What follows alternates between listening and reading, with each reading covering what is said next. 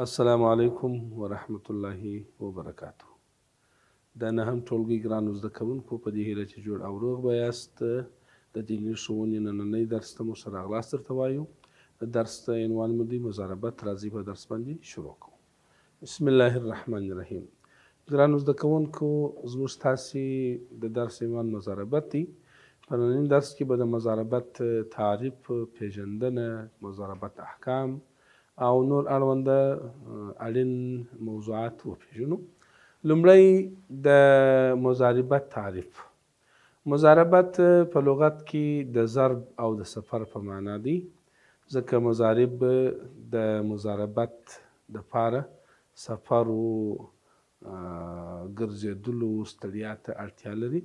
او په اصطلاح کې هغه عقد دی چې د مال مالک بل چاته پیسې په داسې ډول ورکوي چې ګټه د دوی ترمنځ شریکه وي. دا چې څومره حصه هغه بحث وروسته کوو. یا مضاربت داسې عقد دی چې مال د یو چای او خواري یا کاروبار ورباندې بل څوک کوي.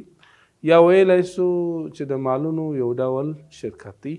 خو که خلاصه ووایو، دا هغه عقد دی چې پیسې او مال د یوه سړي دي، کاروبار او ګټه او هغه زحمت یې بل څوک ګالي. د دغه مضاربت د رواوالي دلایل وایو.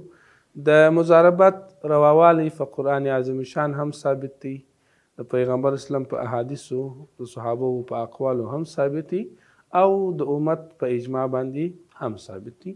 لومړی دلیل د قرآن عظیم شان دی. قرآن عظیم شان کې آیات دی: اعوذ بالله من الشیطان الرجیم. الله جل جلاله وایي: وآخرون یضربون فی الارض یفتغون من فضل الله. الله جل جلاله وایي نور خلق بیا په مځکه کې ګرځي او د الله جل جلاله د فضل، د الله جل جلاله د مهربانۍ، یعنی د حلال رزق لټه کوي، د حلال رزق پیدا کول کوي. مضارب هم دغه سړی چې مضاربت کوي، تجارت کوي، دی هم د رزق او روزي دپاره د الله جل جلاله د فضل لټونه کوي او پسې ګرځي. حدیث شریف کې راځي، عبدالله بن عباس رضی الله عنه فرمایي، وایي زما پلار حضرت عباس رضی الله عنه هغه چې به کله یو چاته مال په مضاربت باندې ورکاوه، نو درې شرطه یې ورباندې ایښوله. یو شرط دا و چې زما د مال سره به، زما مال به په بحر یا په سمندر کې نه بیایه. او دوهم شرط دا و چې زما د مال سره به سیندونو او مندونو ته چې په ځینو اصطلاحاتو کې خوړ ورته وایي، هغه ته به نه کښته کېږي. او دریم شرط حضرت عباس رضی الله عنه دا ورباندې ایښی و چې زما په مال باندې به ژوندی مال نه رانیسي، لکه پسه، لکه غوا، لکه بزه.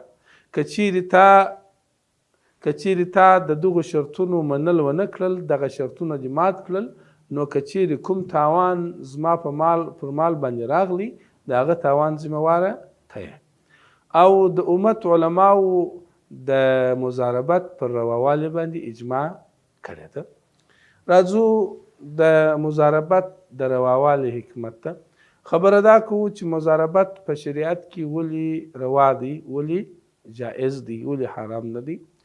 د دغه رواوالي وجه یې دا ده، که تاسو فکر کړي ګرانو زده کوونکو، بعضې خلک وي پیسې لري خو د کاروبار تجربه نه لري، کاروبار یې نه زده، نو هغه پیسې دغسې ورته پرتې استفاده نشي کولی.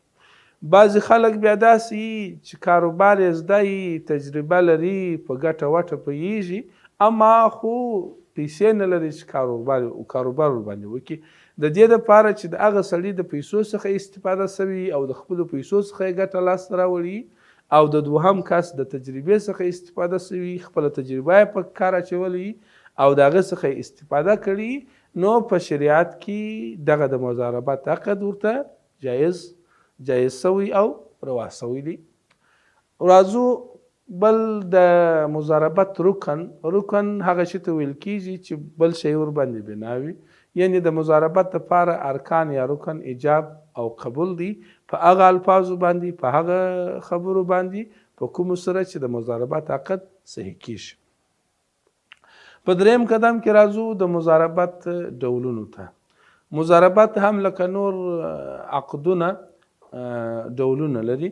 د مضاربت ډولونه دوه دي، یو مطلق مضاربت دی او یو مقید مضاربت دی.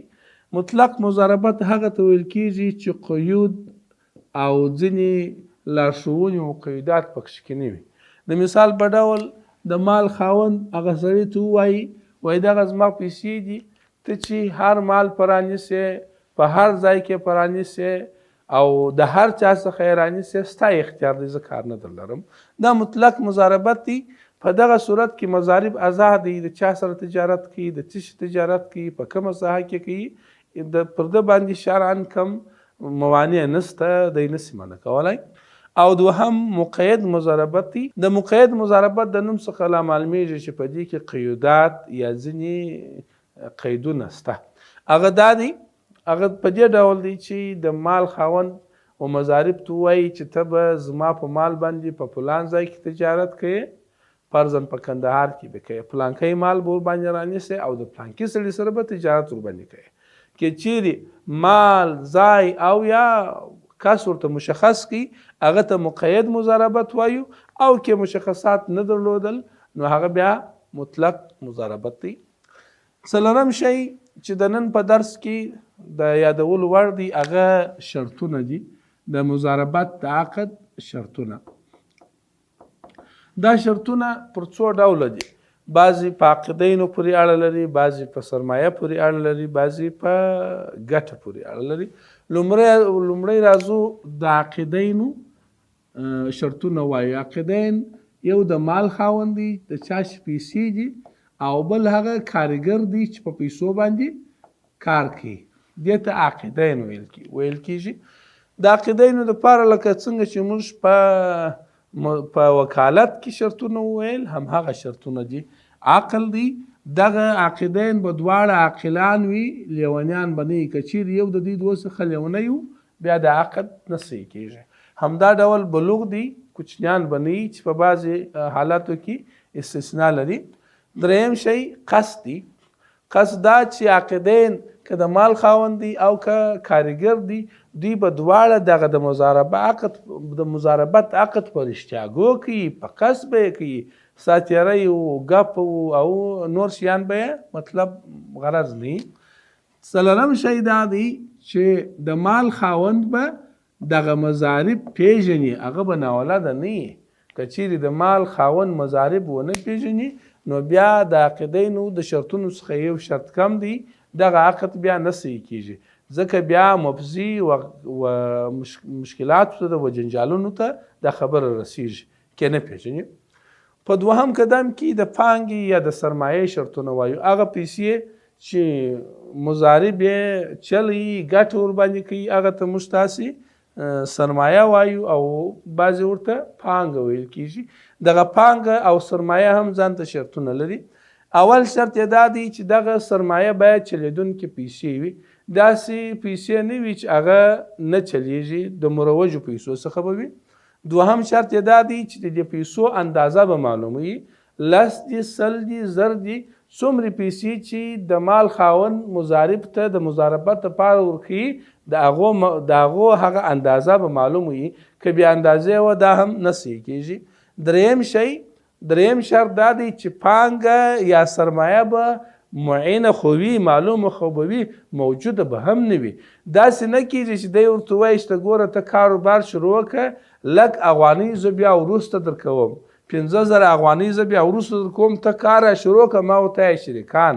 یا تر څو چې دغه د مال خاوند دغه 15,000 و 10,000 هر څو چې دی په کاروبار او په مضاربت ورکوي، دغه موجود نه کړي، د مضاربت اطلاق نه ورباندې کیږي، مضاربت نه ورته ویل کیږي. او څلورم دا مضارب ته به دغه پانګه یا د سرمایه سپارل سوي وي یا به هغه ته سپارل کیږي. که مضارب یا کارګر ته ونه سپارل سي، بیا هم د پانګې دغه شرط نشته، نو په لحاظه د مضاربت عقد نه صحیح کیږي. وروستی شی چې ګرانو زده کوونکو وایو هغه د ګټې شرطونه دي.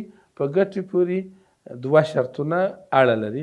ګټه خو نو هغه پیسې ته ویل کیږي چې د مضاربت د عقد په صورت کې په اصطلاح په وجود راسي پیدا سي. دا شرطونه دوه دي. یو شرط دا دی چې د ګټې اندازه به معلوم وي. ګټه چې وسول هغه اندازه به معلوم وي چې څونه ګټه سوې ده، بیا یې دوی دغه کوي، بیا یې دوی تقسیموي. دوهم شرط دا دی چې ګټه به تیته او پراګنده وي، لکه نیمایي، درېیمه، څلورمه او داسې نور. د دې تیتې او پراګندې څخه مطلب دا دی چې دا مضاربت په خپل ځان کې ځان ته یو اصل نه لري چې د مضارب او د رب المال د پیسو د خاوند تر مابیز نو ګټه نیمایي ده یا درېیمه ده یا څلورمه ده. داسې یو خاص شی اصل د مضاربت سره نسته، بلکې د مضاربت په عقد کې به دغه د پیسو خاوند او د کارګر اتفاق کړي چې ما او ستا په ټول مال کې ګټه یا نیمایي ده یا مو دوهمه ده یا مو درېیمه ده یا هر څه چې ده، داسې د مضاربت سره معلومه ګټه ذکر سوې نه ده. ګرانو زده کوونکو، دا و زموږ د نن ورځې درس چې د مضاربت تر عنوان لاندې و. په دې هیله چې تاسو د مضاربت په تعریف و، د مضاربت په احکامو، شرایطو او ټولو اړونده موضوعاتو باندې پوه سوي یاست. تر بیا چې ستاسو خدمت ته حاضرېږم، تاسو پر لوی او مهربان رب سپارم. پاته وخت په خیر. والسلام علیکم ورحمة الله وبرکاته.